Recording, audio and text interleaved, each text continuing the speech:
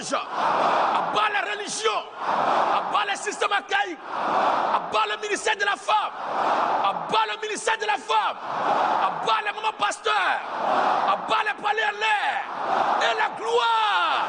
Vive l'État messianique, vive l'État messianique, pour que vive l'État théogonique. Attention, Maranatha, on acclame le roi de gloire.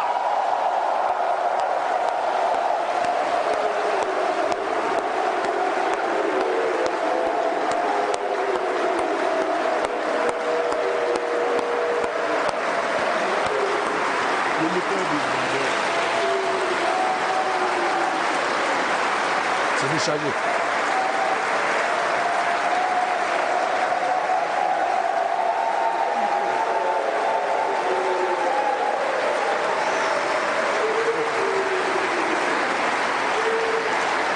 Dieu bénisse son peuple. Et je sais qu'au dernier niveau là-bas, on m'entend très bien. Comme des aigles haut perchés. Les gens ont voulu nous enterrer, mais notre Dieu nous a ressuscités. Ils ont prophétisé le chaos et notre capitulation. Mais le Dieu à qui nous appartenons est l'Éternel, le Seigneur des armées. Et nous croyons que Jésus-Christ, c'est le grand éternel de tous les temps. Et ce qu'il a dit, personne ne peut contredire cela. Et quand il ouvre la porte, personne ne peut la fermer. Et quand il ordonne, personne ne peut conduire le contraire. Parce que notre Dieu est celui qui a le dernier mot. C'est pourquoi tous les combats, toutes les batailles que nous embrassons, nous les embrassons en tant que plus que vainqueurs. Il y a certains qui vont au front, ils ne sont pas sûrs. S'ils vont vaincre ou bien ils seront vaincus. Ils font des calculs, ils ont peur. Mais nous embrassons le combat avec confiance. Parce qu'avant la bataille, celui qui est notre chef de troupe a déjà fait tout d'avance. Et il nous a déclaré plus que vainqueurs. Et nous combattons en plus que vainqueurs. C'est pourquoi la victoire, c'est notre nature. Dieu bénisse sa parole. On va.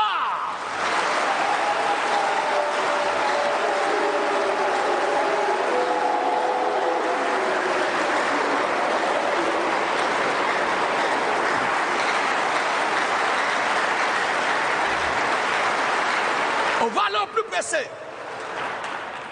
Parce qu'il y a une chose qu'on ne doit pas ignorer. La dénomination, les religions, les sectes, les loges ont des endroits plus magnifiques qu'ici là. Ils ont des endroits plus prestigieux que ce lieu. En matière d'architecture, de beauté, d'espace, ils en ont plus que nous.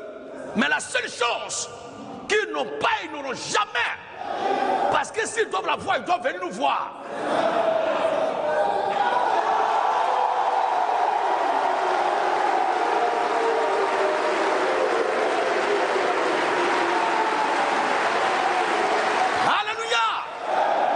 Et personne ne peut transmettre que ce qu'il ne possède en lui.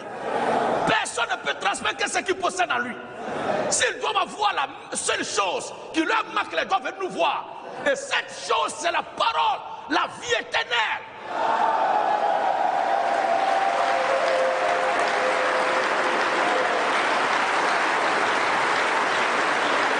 Et Saint Simon-Pierre disait au Seigneur, à qui irions-nous? Tu as les paroles de la vie éternelle. Nous avons su et nous avons connu que tu es le Christ, le Saint du Dieu vivant. Nous avons les paroles de la vie éternelle. Et ça ne se vend pas dans une institution. Ça ne se vend pas dans une école. On n'est tenu pas par la vie éternelle. Mais la vie éternelle est communiquée par révélation. Et cela par pure grâce. Et ce matin, nous allons ouvrir encore la porte de la vie éternelle.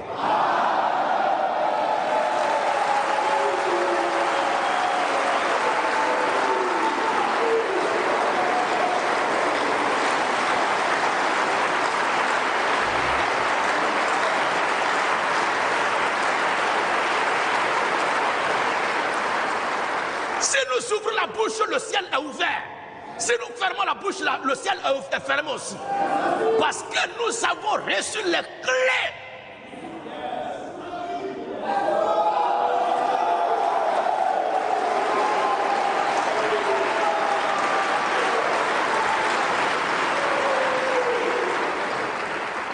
ce matin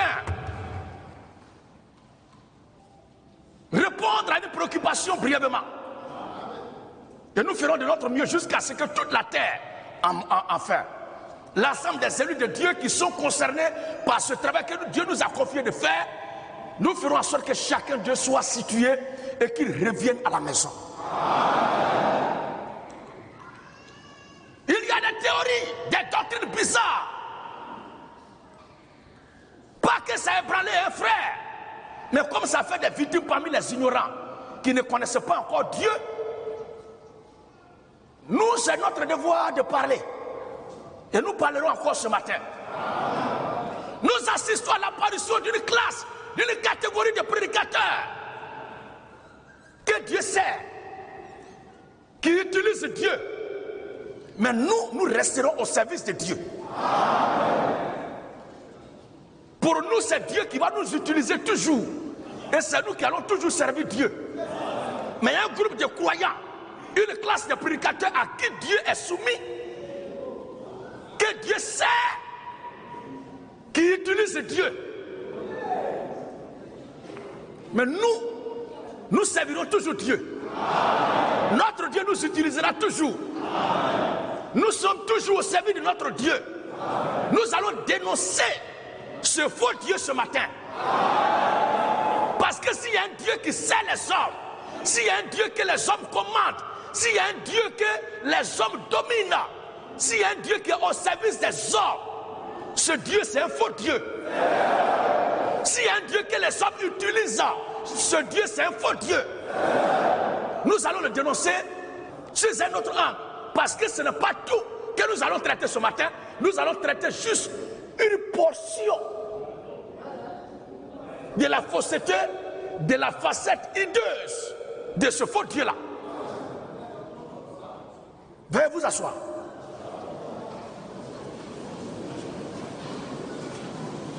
De tout temps, depuis toujours, le Dieu créateur des cieux et de la terre, le grand Dieu de tout l'univers, c'est lui qui choisit des gens, c'est lui qui appelle des gens et qui les engage à son service, qui les engage dans son champ, qui les engage dans son ministère, qui les engage dans sa mission, qui les engage pour parler de sa part. Mais extraordinairement, nous croyons, nous voyons, nous assistons à l'apparition d'un nouveau Dieu avec une nouvelle classe de prédicateurs, de croyants, que Dieu sait, qui utilise Dieu, qui commande Dieu, qui dompte Dieu, qu'il faut changer d'avis à Dieu, qu'il faut perdre le contrôle à Dieu. Nous disons que ce Dieu-là n'est pas notre Dieu. Notre Dieu est souverain, il est suprême. Il est au-dessus de tout. Il est au-dessus de toute l'existence. Il est au-dessus de toute la création. Il a tout pouvoir dans les cieux et sur la terre. Et en-dessous terre. Et toute la création est soumise à notre Dieu. Et c'est parce que tout est soumis à lui qu'il est le Dieu souverain. Et nous, son peuple, nous sommes dans la sérénité parce que quoi qu'il en soit, c'est la volonté éternelle de notre Dieu qui s'accomplira. Et c'est ce qui nous mettait en vue ce matin.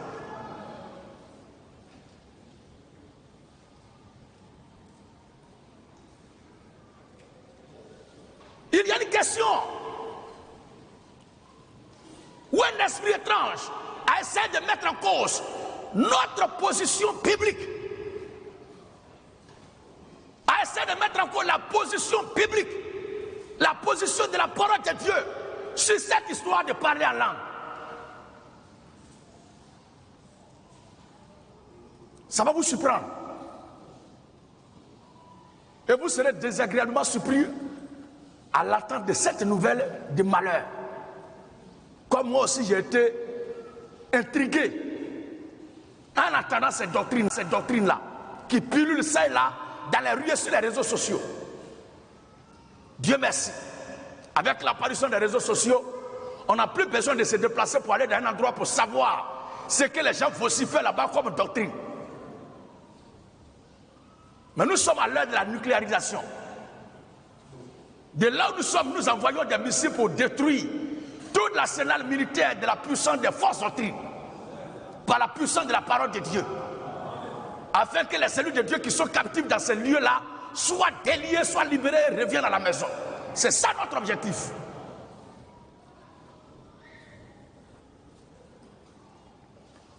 sujet du parler en langue, avec tout ce que nous avons démontré, nous avons exposé,